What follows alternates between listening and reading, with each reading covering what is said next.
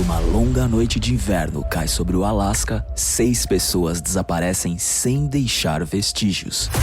Desvende esse mistério com Jodie Foster e Kaylee Reese, numa história completamente nova de True Detective, com um novo episódio todo domingo na HBO Max. True Detective Terra Noturna. Assista na HBO Max.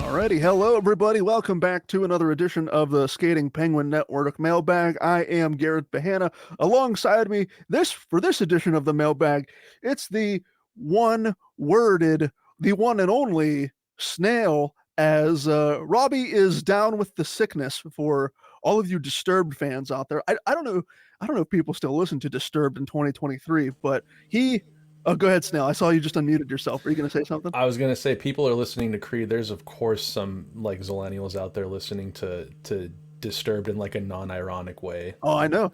Because I'm one of those people who listens to Creed non-ironically, as I'm sure I've made well aware on this podcast before.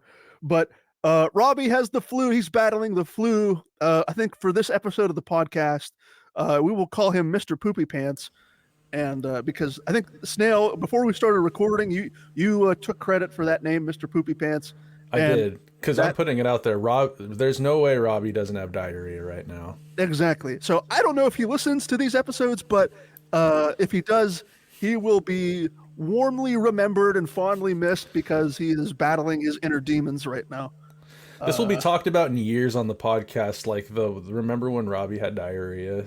And you know, the thing is, he's not here to defend himself, which makes it all the more better because we could just call him Poopy Pants all we want.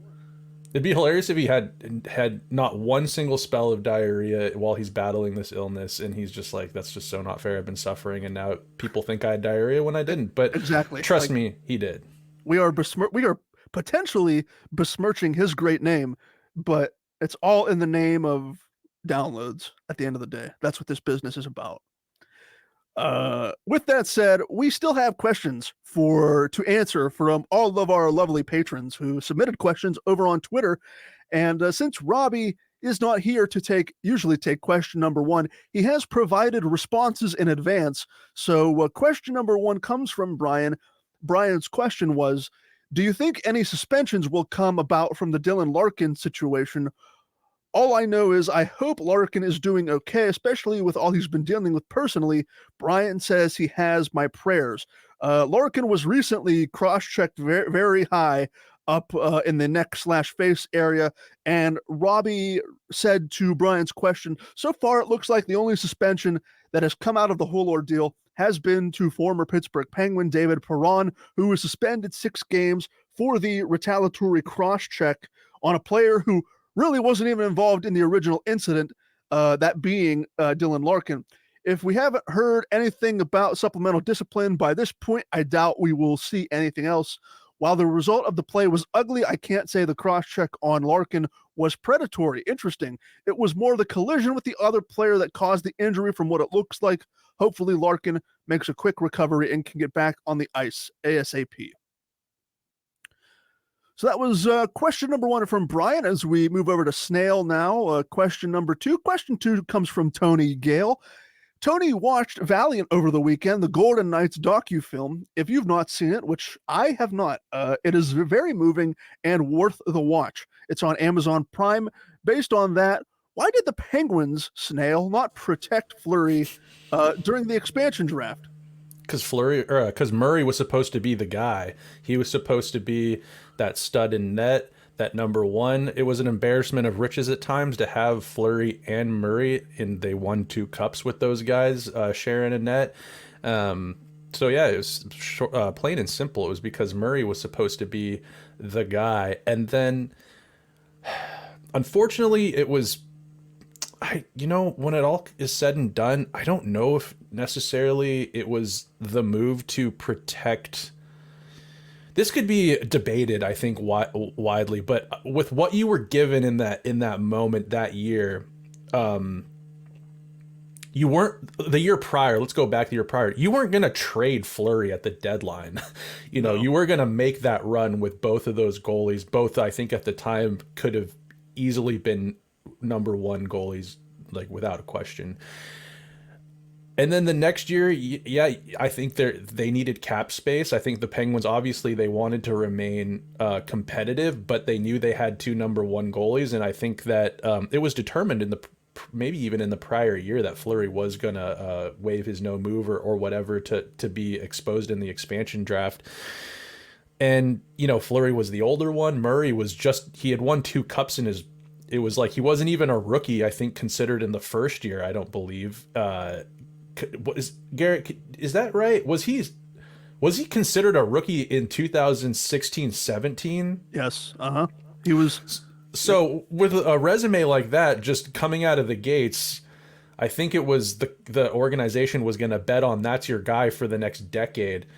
But as we kind of learned, Murray, with injury, he became quite fragile. I think he became a little bit. I think he was really having a hard time navigating being the guy without that safety net in a guy like Fleury behind him. And then they eventually moved on from him, and you've seen he's not even. I mean, he's on is it even LTIR? He's just. I don't think he's not playing right now. He's injured, and the injury's keeping him out this entire season. We'll see if he ever even gets back to the NHL. So, kind of a sore spot as a Penguins fan looking back on how that all played out, because you see Fleury. That was the year that the Penguins got knocked out in the second round of the playoffs by the Capitals, and the Capitals go on to play Vegas in the Stanley Cup final. Fleury starting in net, had a hell of a run in the postseason, and they eventually lose to the Capitals. And yeah, that was a horrible year, I think, in Penguins history. Thinking back, I think of a lot of other things that went wrong that year, with like the Reeves for Brassard trade and Tom Wilson single-handedly pummeling the Penguins with his anger and brute force. So anyways, that's why they didn't keep Murray. Short and simple. Garrett, do you want to add anything onto that? Did you have any other insights maybe that I missed? No, I think you hit everything. I like how you described it as an embarrassment of riches, and that's exactly what it was. Murray was the younger, cheaper option who somehow won championships in his first 2 seasons, still classified as a rookie. So, I mean, from a financial standpoint, it was basically already determined. And like you mentioned earlier, there were rumors and rumblings that Fleury was going to waive his his no movement clause or whatever it was. And that's exactly what happened. Again, hindsight is always 2020. Murray is no longer with the team, obviously. As Snail mentioned, he's battling injury, and Fleury is rumored to be in perhaps his final year. This could be his swan song, his farewell tour in the final year of his deal with the Minnesota Wild. So we'll keep an eye on that. But I mean, yeah, from a business perspective, you probably continue and make the same move 100 times out of 100. No doubt. Exactly. So it was just, the Penguins were in a situation to move on after the championships, and that's what they did. Yeah, and like I said, always a sore spot, a soft spot, because with this core being intact in the year 2023, there's a part of me that wishes that, Fleury was a first overall pick. He was the first piece in the Crosby era. Like, people, I think, kind of skip over that sometimes, and it would be really awesome to see Fleury not really playing like his best. I mean, he's aging, he's old. Like, he's not playing like the Fleury of old, and it would still be cool to see him here, but there would have had to have been some. I mean, it wasn't possible. So that, but in short, it was the right option. And like Garrett said, you do that, 100 times out of 100. So let's move on here from that, and we'll go to question 3 from our pal Brian. And Brian asks, which would you rather have, the best food question. Which would you rather have, the best mac and cheese of your life or the best milkshake of your life? Snail could use his gross licorice ice cream in his milkshake if he so chooses. That's good. That's some good stuff.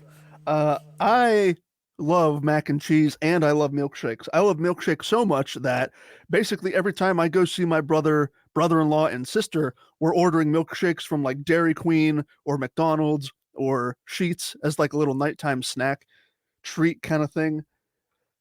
But this is interesting. Best mac and cheese of your life or best milkshake? Um, I think Before you answer, Garrett, I kind of want to I want to lead the witness here a bit. I got a couple of questions I want to ask you regarding this. So when it comes to mac and cheese, like what's your go-to, like what is like your standard for mac and cheese if you're at home making it? the thing that I'm most used to is just the Kraft Blue Box mac and cheese, and I grew up on Elbows or that. shapes? Uh, so shapes are in my household. They were the premium. I don't think they cost. I don't know if they cost any more from the elbow, but it was a rather rare occurrence to get like the SpongeBob mac and cheese back in the day when I was growing up. And look, it just hit different. The SpongeBob mac and cheese. You can tell me it was the same, pasta, just shaped differently, the same cheese sauce, whatever. It just hit differently. And so I grew up on the Kraft Blue Box. My sister makes homemade mac and cheese from time to time, which is really, really, really good. Like a But baked mac, yeah, yep, like you throw it in the oven. yep. I know. So the standard is the Kraft Blue Box. But to give my answer, I'd probably go with the mac and cheese. I think the mac and cheese is more filling, and like milkshakes are great. Don't get me wrong, but I think I can only do a milkshake once every couple of days before I have to reset the batteries, if you know what I mean. Dude, that's just such a tremendous amount of dairy in a It milkshake. is. Like if you think about it, like I mean, even if you're having like if it's a vegan milkshake or whatever, that's still just like you're putting like milk in like a frozen, like I don't know. That's a lot of dairy, a lot of sugar too. Like that's a gut bomb every time, whether you're a kid or you're like, I mean, you're Robbie right now every single time at this age. Yeah, so far I've been able to luck out in terms of like gut bombs or stomach issues, but yeah, you're right. Between about the amount of sugar like in a regular McDonald's vanilla milkshake, between the sugar and the dairy, it is a lot. And like that's why I can't have it every day. Mac and cheese, I could probably do every day, once a day for a meal, because I don't think it's as heavy mac and cheese. At least a basic mac and cheese, it's basically two or three ingredients and that's it. Whereas the milkshake, can be ice cream or chocolate or whatever, and it could be a lot of other different components that make up that milkshake, especially if you're getting higher priced, more extravagant milkshakes with chocolate drizzle and all sorts of the crazy stuff you can put in milkshakes. Have you ever had a Jake Shake that they promote at the Penguins games? So that comes from the Milkshake Factory. I Oh, don't. You know what? Yes, as you bring that up, I had my first Jake Shake ever about a month and a half ago. My sister was in the south side of Pittsburgh, and I think there's a milkshake factory in the south side. And she was bringing us home milkshakes, and I was looking on their menu, and I was like, I don't know what I want. I want something, but I don't know what I want. And I ended up just getting a Jake Shake. It was actually very, very, very good, and I recommend it. awesome. I always hear his little commercials when I listen to the game on the radio, Yeah.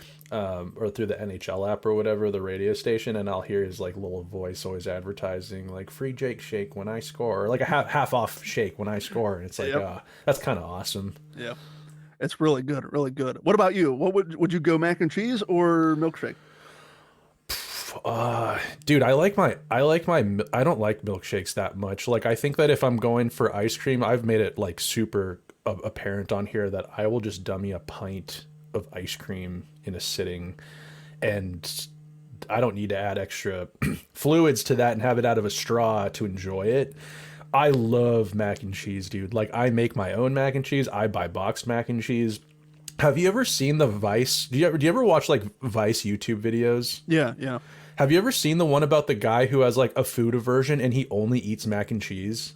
I have not seen that. That is interesting. Oh my God. Brian, Garrett, Robbie, once you get off the toilet, you should go and watch this YouTube video. It is awesome. This guy, he's got to be like 26, maybe 27, and he lives at his grandparents' house, and he seems like a genuinely just like an awesome, nice kid, but he's just got like, he can't eat. He looks at other food and he gets like he gags, I guess, or like he gets like a watering of the mouth type deal, and he can just have like Velveeta, boxed mac and cheese, and he loves it. Like to this day, he like is embarrassed when he goes out to eat and stuff because he's like, I can only have mac and cheese, but like that's all he eats like for years and years and years. And it's an interesting video, but like I feel like I could be that guy. Like I could eat boxed mac and cheese.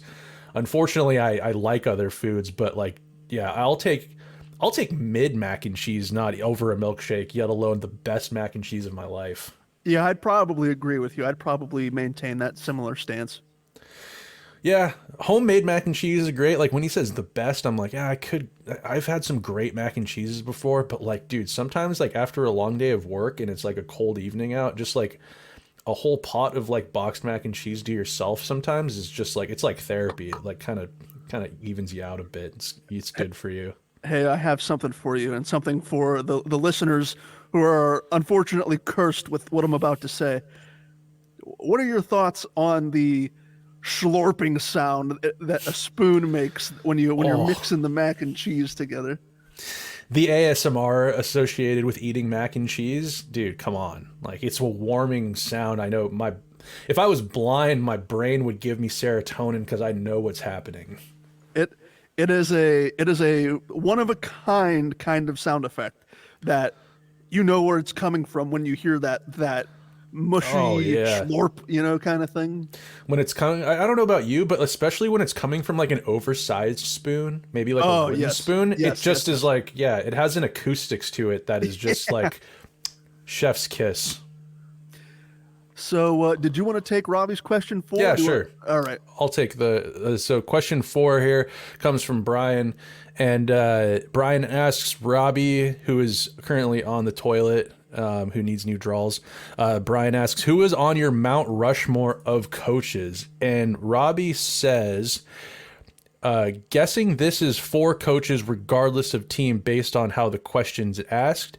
He lists here Scotty Bowman's an easy call. Al Arbor won 4 straight cups with the Islanders, so he gets a nod in Robbie's book. Impossible to overlook the great Canadiens teams led by Toe Blake, who won 8 cups in 15 years, including 5 in a row, which is just crazy to read out loud. And then he adds the 4th here is Herb Brooks, because he's a red-blooded American. USA. USA, USA. We were just talking about patriotism before we got on here, and I think that's awesome. Robbie is a red-blooded American to the core. I love when he wears that one sweatshirt. It's like you'll know what I'm talking about, Garrett. It's the one that's like, it looks like a sports sweatshirt, but it's actually just like a battlefield. Gettysburg. It's a Gettysburg sweatshirt. Yeah, he wears like a Battle of Gettysburg sweatshirt with like the year it took place on it, which is just so awesome.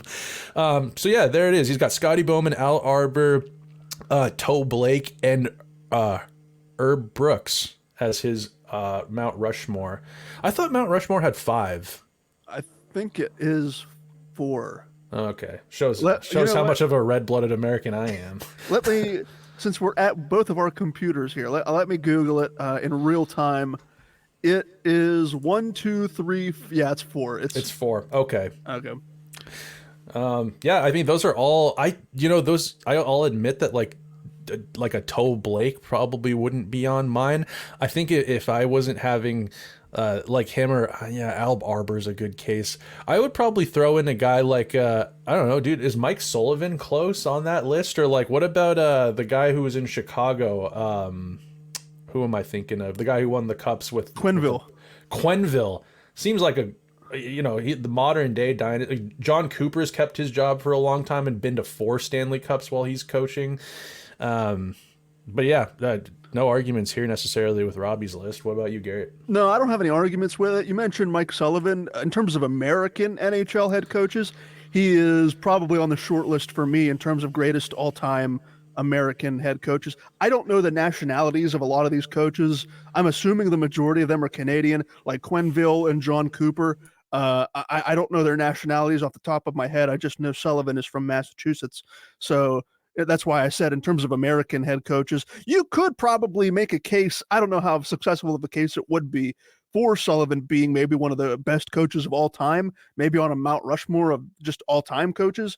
But for me, I'll just take it down a step and say American head coaches. Yeah, Sullivan is definitely on that short list. Yeah, I guess that's a good point, American. I agree. Let's see your question. I'll read it for you here, Garrett. Question number 5 coming from Brian yet again. And Brian says that the Metro is arguably the most competitive in the league, but do you feel really lucky that most of the Metro teams aren't succeeding the way everyone thought they would? Just need to fix a few things, and he highlights here the power play mostly, and we are right there in the hunt. Yeah, absolutely. I'm looking at the Metropolitan Division standings right now. The Rangers are 6-4 in their last 10. I don't want to say they're pulling away with the division. They have 39 points right now, 19-7-1. But you look at the between the Islanders in second place and the Penguins in second to last place. The Islanders have 35 points. The Flyers have 33. The Capitals have 31. The Devils and Hurricanes have 31 points, and the Penguins have 29 points. So it's not a stretch to say that the Penguins can get back and right the ship and start competing. I don't think they're going to be winning the Metropolitan Division, but they can absolutely, like Brian says. I mean, we've seen the last 2 nights against the Coyotes and the Canadiens. I don't know what's happened on the power play, but they're converting, and it looks like they're converting in bunches. I don't know what has exactly happened that's made it different from the prior 30-something attempts where they went 0 for 37 or 0 for 39 or something like that. But they can finally, get that monkey off their back and say that they finally have a couple of power play goals. So, yeah, everyone's sort of log jammed together. No one besides the Rangers are really separating themselves from the pack. I love how the Edmonton Oilers absolutely soiled themselves in the first part of the season, but they were so favorited, and Connor McDavid is the golden child of Canada right now, that for weeks they were at the bottom of the league, and everyone's like, no, you never know.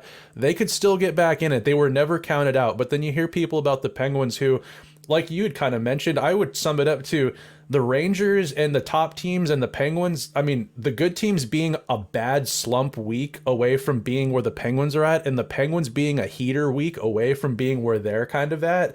I mean, that, it takes 2 to tango for that to happen, but they're like, the Penguins, are they going to be selling at the deadline? They're in trouble, man. And I agree, they were in trouble. The 30-0 whatever power play was concerning, but it's just funny because realistically, with the way the Metro is, like Brian said, it's pretty competitive. I think the standings shift quite often. But yeah, they're a good week, and a team having a bad week away from being up in the mix just, pretty quickly here. The Oilers are back in the thick of things, and I was just looking. They've won 8 straight games. They're on an 8-game win streak. That's crazy. I mean, that team, they had, talk about expectations coming into the season. Yeah, exactly. Crazy. But yeah, anyways, it's just funny how sometimes the narratives can be switched within a couple of weeks of good performance. Yeah, absolutely. Exactly. Alrighty. Question 6, another food related question. This one is drink related. Question 6 comes from Brian. What is your favorite holiday drink? So holiday drinks, I immediately think of eggnog, which I think one time when I was a kid, I had too much eggnog, of course, non-alcoholic. And I was Robbie Noggle for 3 days. I was on the John, probably had dairy poisoning or something. I don't know what it was. I do not like eggnog. And that is the only drink I really associate with the holidays. I think some people like to drink, I think there's holiday beers now, beer companies are marketing these dark, kind of nuttier tasting, thick, high percentage beers as a holiday drink, and I can't drink those things. I like my beer light and pale in color. I like cheaper beer. So the drink that I associate more so now with the holidays than any drink is simply on Christmas morning with my coffee. I drink coffee every single day. I like to just put maybe like a shot, depending on how the night before went. I like to drop a shot of brown liquor, some Canadian whiskey in my coffee in the morning, and just really get the day started like that. That's been a tradition for the last few years. So, yeah, I've seen some things, especially on like the internet now, or like on Instagram or TikTok. People are coming up with all sorts of crazy drinks. Like they're using, I think Bailey's and Kahlua type of drinks mixed with some sort of like or like there's peppermint schnapps. There's all sorts of things like that you can concoct or maybe have on their own. And I'm not a guy that's really too much into the liqueur. I'll have kind of, as they say, like a foofy drink from maybe if like someone makes them for me. I don't really know how to make them. I'm a simple guy. I'll drop a stern shot of liquor in my coffee, whiskey to be exact. Garrett, what about you? I'm curious, what is your favorite holiday drink? I guess they can be non-alcoholic too. I just immediately think alcoholic. But Garrett, what are you drinking around the holidays? I'm not like I don't do eggnog. I like I like eggs. I don't, but like the dairy again. And I love milkshakes, but eggnog for me, I will not touch it, alcoholic or non-alcoholic. Maybe once or twice during the holidays, I'll do a nice hot mug of hot chocolate, and typically I'll do it in like December and lead up to Christmas. Maybe, in that stretch between Christmas and New Year's, I'll do it again. But for me, I'm a pretty simple person. Yeah, like when I saw this, I wasn't thinking really alcoholic much of anything. I mean, the first thing that came to mind was eggnog, but again, I don't touch it. So I'll just say hot chocolate. Hot chocolate's great too. Times I think I don't drink as much hot chocolate as I did when I was a kid, but yeah, when the hot chocolate comes out, for sure, it's got to be cold out and maybe cozied up watching a movie with some hot chocolate and a couple marshmallows in the top. Can't really beat that. All right, I think moving on here to this is this your question? Question 7. This is Robbie's question. This is Robbie's question. I'll read it and you can read Robbie's answer. Okay. Kim Larson, our pal from across the pond there. Have any of you seen the new episodes of Frasier? This is funny that I thought I was going to give this to you, Snail, since we were talking about Frasier on a couple. You guys are the Frasier fans. Well, yeah, that's true. So Kim wants to know if we have seen, or if Robbie has seen the revival of Frasier. He says, I have not. He's heard mixed reviews, which I have heard the same. Might be a holiday break watch if I'm feeling up to it. Yeah, I heard the same thing. I don't have the streaming service it's on, Paramount Plus. But I heard the writing is pretty solid, pretty comparable to what Frasier was at its peak back in the late 90s, early 2000s. So, like, if I'm bored and I'm looking for something to watch, maybe I'll, research it. Maybe I'll dip my toe into Paramount Plus, but I have not seen the Frasier revival. Quando uma longa noite de inverno cai sobre o Alasca, 6 pessoas desaparecem sem deixar vestígios. Desvende esse mistério com Jodie Foster e Kaylee Reese, numa história completamente nova de True Detective, com um novo episódio todo domingo na HBO Max. True Detective Terra Noturna. Assista na HBO Max.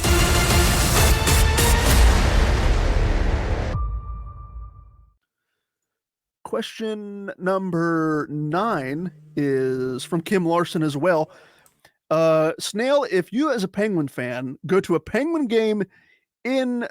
Oh, no, I'm sorry. We've not question 9, question 8. Question 8 also comes from Kim Larson. Snail, if you could have a new Penguins jersey from the collection of jerseys that they wear this season, which jersey are you taking and which player are you putting on the back of your jersey? I was thinking about this last night because I was asked kind of recently about a Christmas list, and I haven't really chalked much up. I think it's due. I'm due for maybe a new jersey. I tried on recently out of storage. I grabbed some of my older like my I have like a little bag of 3 Penguins jerseys, and I pulled them out and I put them on, and it's safe to say that I've grown a bit, both maybe a little bit in height and a little bit in girth since I last purchased a jersey.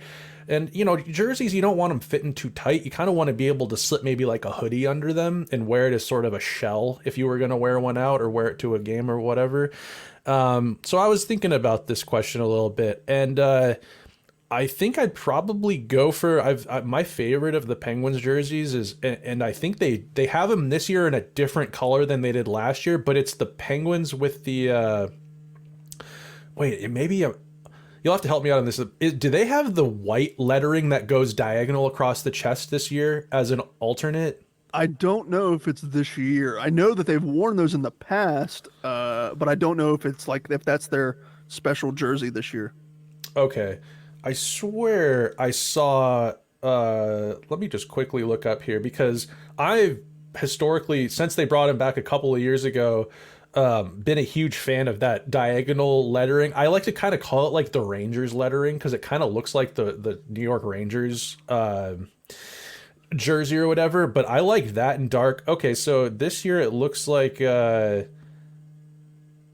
their third jersey this year is the diagonal lettering. So I thought I had that right. I'd get one of those, and I was really thinking about a player that I'd put on the back of it. You know, I wouldn't mind going blank, but I got in my collection. I have my first one was Sid, obviously, and then it was Gino, and then I think I was the first person to have a Kessel jersey, and I'll tell you why quickly, because I remember this is way back, 2015, 16, it was the off season.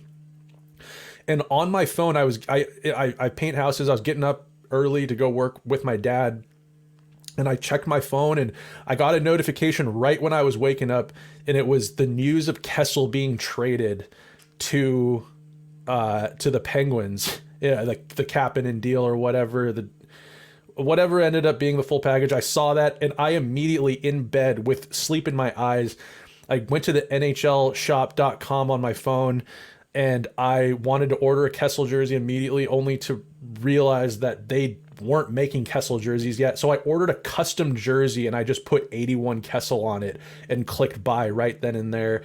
And it took like 3 months to get my jersey, or took like 2 months or something crazy to get my jersey. But I would like to say that I was probably the first person in the nation with a Penguins Kessel jersey, or at least that put in an order for one. And so for this question, I will say I would be tempted to get a Carlson jersey, just because if the Penguins are out of the playoffs and they trade him to a contender for some sort of ridiculous package, I really would like to have had like a Penguins jersey that said that Carlson was here for a cup of coffee. I'm also like, I'm a big fan of this Nedeljkovic kid who's come in. I don't know, he's just like kind of goofy looking, and he's like, I like the way he plays, and I don't know, the name Nedeljkovic, like I was thinking about getting like a Nedeljkovic jersey maybe too. So it'd probably be either Erik Karlsson or our second string goalie Nedeljkovic. What about you, Garrett? Just for the hell of it, if you were asked this question, what are you laying down for our guys here? I'm not buying a jersey because right now, as things stand, I don't have New Jersey kind of money. But what I did buy a Karlsson player T-shirt in gold, which I really, really Nice. like. That's the move. I like to say you were the first person to get that Kessel 81 Pittsburgh jersey. I had to have been one of the first people who went on the Penguins online team store, and I was just scrolling through because what I was looking for? I was looking for a new hat, and I ended up buying that Penguins hat that you've seen me wear on here from time to time. And I was looking at them, scrolling, I'm thinking this was after they had traded for Karlsson in the summer, and I was like, I wonder if they have anything. And lo and behold, they had this gold player shirt with Karlsson on the back. You know what? I was like, yeah, I have to buy that in a heartbeat. And so I did. So that I will classify that as my answer. I got the Karlsson T-shirt with the name and number on it. Solid choice. Yeah, I like, the older you get, it's more like I'll just get a T-shirt with the fake jersey or whatever. Or maybe when you're a little bit younger, it's kind of dope to rock a jersey or whatever. But yeah, no, a solid choice. I think Erik Karlsson is the shiny new toy, obviously, in Pittsburgh. He's another one of those like legacy players that come here to try to win. That's kind of happened every so often in Penguins history. So and I'd like to think that he'd be here for the long run, but if he's not, it's like I never got an Iginla jersey when he was in Pittsburgh, but I have his trading card from when he was here, and I had a T-shirt jersey or whatever of his, and I'd probably roll Karlsson. Safe to say he's probably the popular choice here on the podcast. I don't know what Robbie would say to that, but you'd probably guess it's something the same. All right, Garrett, you ready for, let's see, question 9 here, I believe, coming from Kim. And Kim Larson states here, if you as a Penguin fan go to a Penguins game in Philadelphia, is that safe? Or should you prepare yourself for some hostility? And the same question for Philadelphia fans when they visit Pittsburgh. I love this question so much. So basically, any team that you root for, you're probably going to say something along the lines of, we have the best fans in the league. We have the best fans in the sport. Our fans are so nice and cordial and they don't bother anybody. Whereas you go to Philadelphia, Philadelphians are known for throwing batteries at Santa Claus during an NFL game for the Eagles many moons ago. They actually threw batteries, like AA batteries, at Santa Claus. That gives you just a slight glimpse into the life of a Philadelphia sports fan. But if you go to Philly, if you go to the Wells Fargo Center and you go to a Pittsburgh Penguins Philadelphia Flyers game, I'm not saying wear the bulletproof vest, but I am saying just prepare yourself. If you're going into that place wearing any sort of Penguins gear, I have not been to Philadelphia. I don't plan on going to Philadelphia. From the stories I've heard from the people that I've talked to, just prepare yourself. And if you have to put your keys in your hand and make that knuckle, if you're fighting off an intruder or something, I'm just saying what I've heard, folks. Don't shoot the messenger. But like I said, don't wear the bulletproof vest to Philadelphia, but just know what you're signing up for if you're going into Philadelphia enemy territory wearing the black and gold.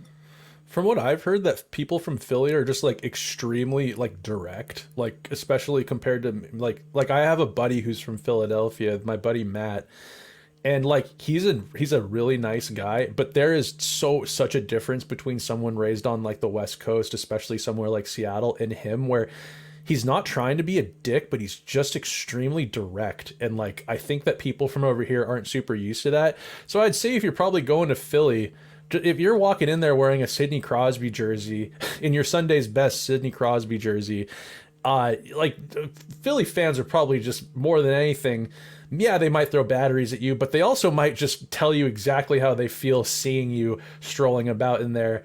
And I would take that over getting a battery chucked at me. But yeah, Philly fans have certainly a reputation, wouldn't you say, Garrett?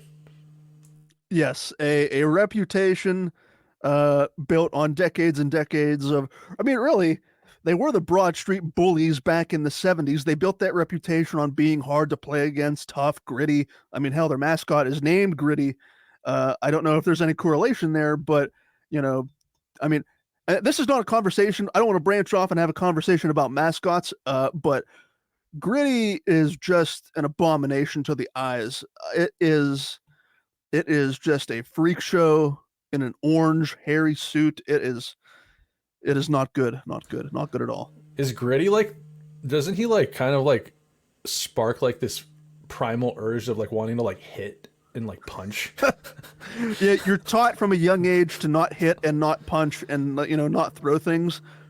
But I'm going through that right now with my two young nephews who are we keep telling them to it's good to be kind. We don't throw, we don't hit, we share. But when it comes to Gritty, ladies and gentlemen, I think it's more than okay to throw some batteries at Gritty.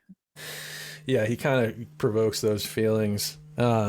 Yeah, God, dude, mascots. We could talk about the Seattle mascot for like an hour. When they unveiled Bowie, I was like, Jesus Murphy. But we'll not. Maybe that's a question for another mailbag. But let's move on here to one of Robbie's questions, I believe, and I'll take this one. I believe this is Yep. 10 from Kim Larson. He asks, could Tony DeAngelo be a player the Penguins should move for? Could he strengthen our defense and then ship Graves out? And for that, Robbie has an opinion, and his opinion states, certainly hope not. For one, DeAngelo is an offensive defenseman with little defensive impact, and I don't think Dubas is ready to give up on Graves after half of a season. There is also a reason DeAngelo seems to find himself on a new team every season. To learn more about that, head over to Google. Robbie says Google it yourself.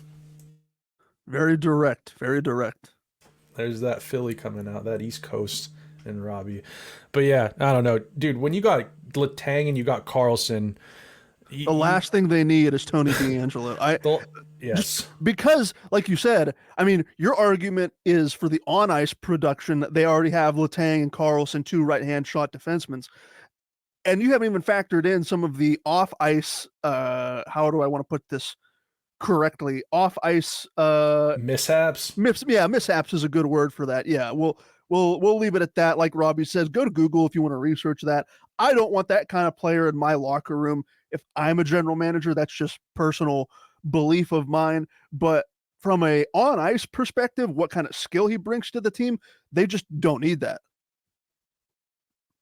Plain and simple, you got two of the best doing what they do, and DeAngelo wishes he was a Letang or a Carlson, and you don't need that kind of defenseman, essentially, is what Robbie's saying right now. If you were to bolster your defense, I think Robbie would want an upgrade on a guy like Graves, who plays, like in Pittsburgh's terms, more of a better Brian Dumoulin role, someone who stops scoring from happening, not necessarily someone who provides an offensive touch on the back end. And I think we both here agree with what Robbie says. So with that, we will move on to question 11. Question 11 comes from Kim Larson. Snail, you look around the NHL.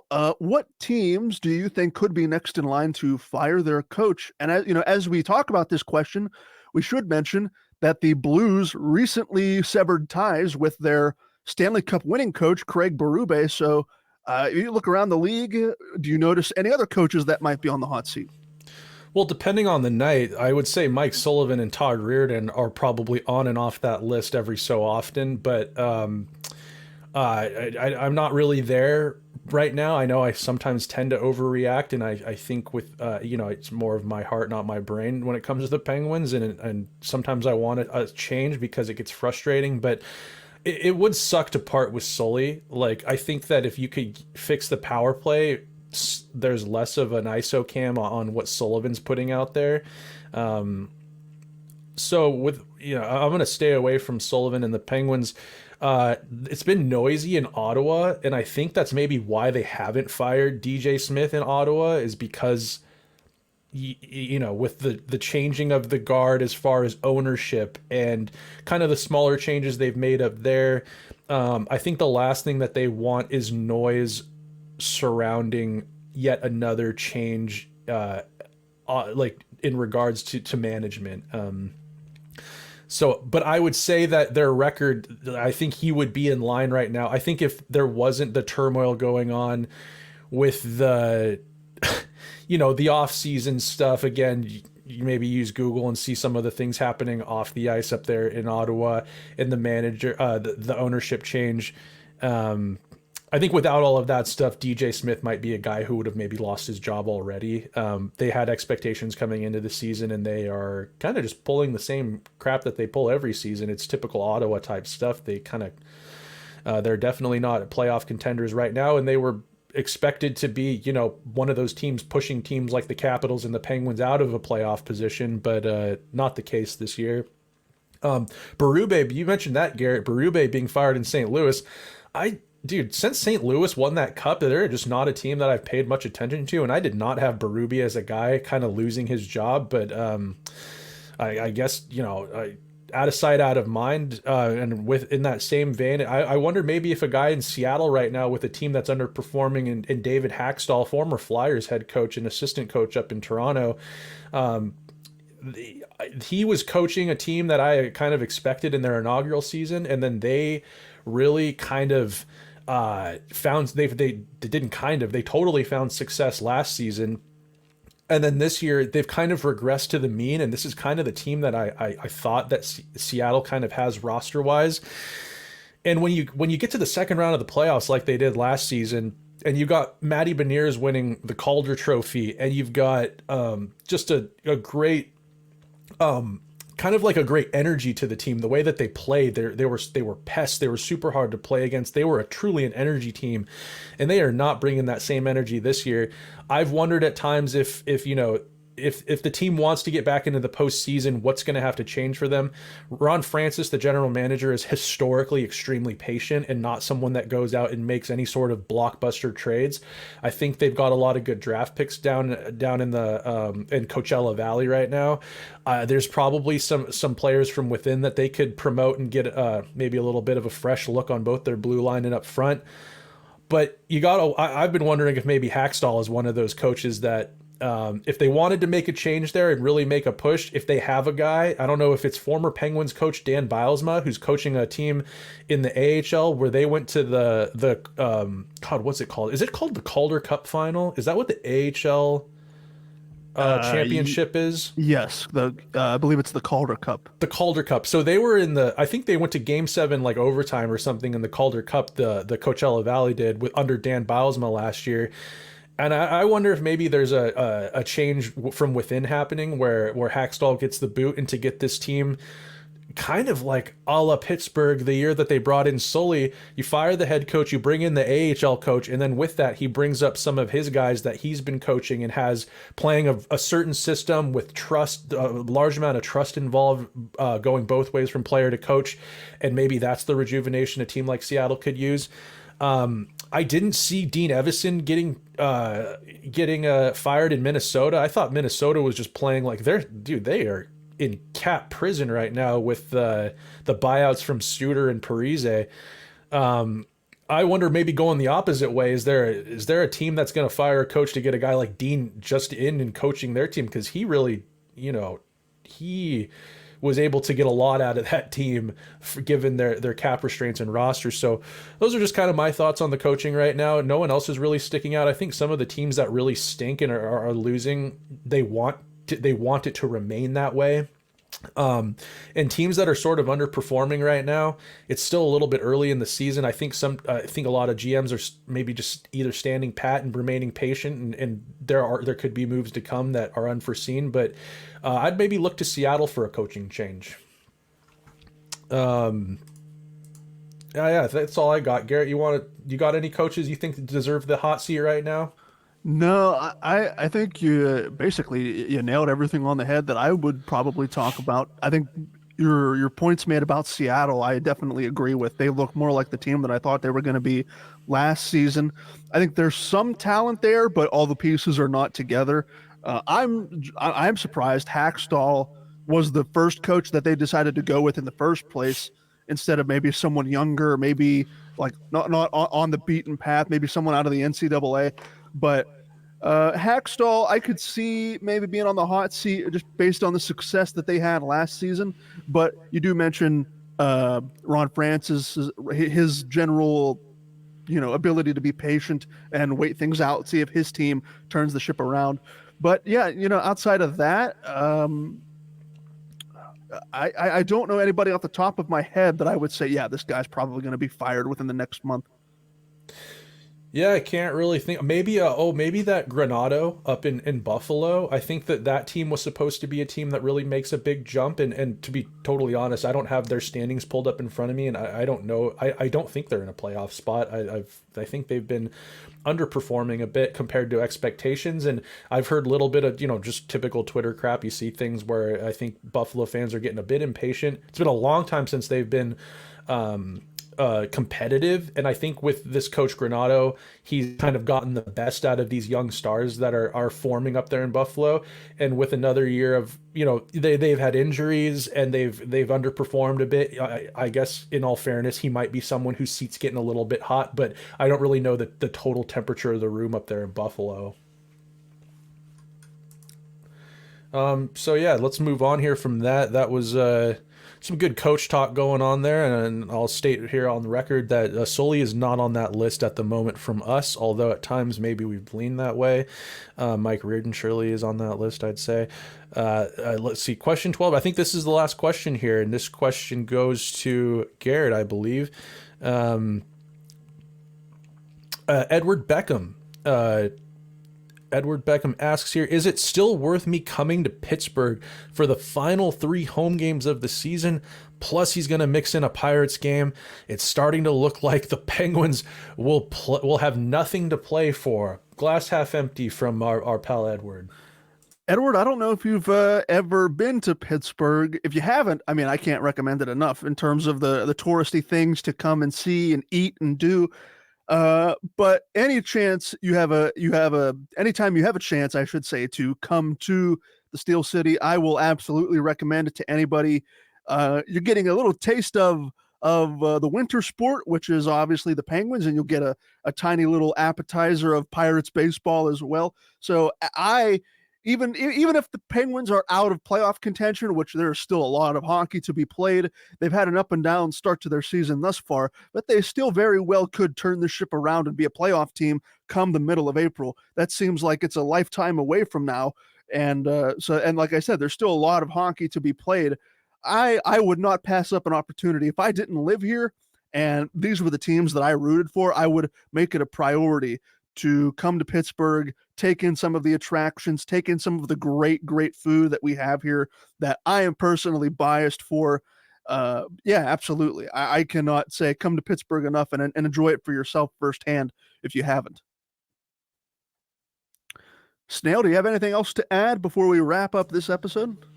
No, just that Robbie has diarrhea, I think. Yeah. So hopefully by Monday, Robbie's bowels are healed up and the flu is out of his system, and we can get back to a 3-man booth. But until then, for Snail, I have been Garrett Bahana. Thank you so much for listening to this edition of the Skating Penguin Network Mailbag, and we will talk to all of you again very soon.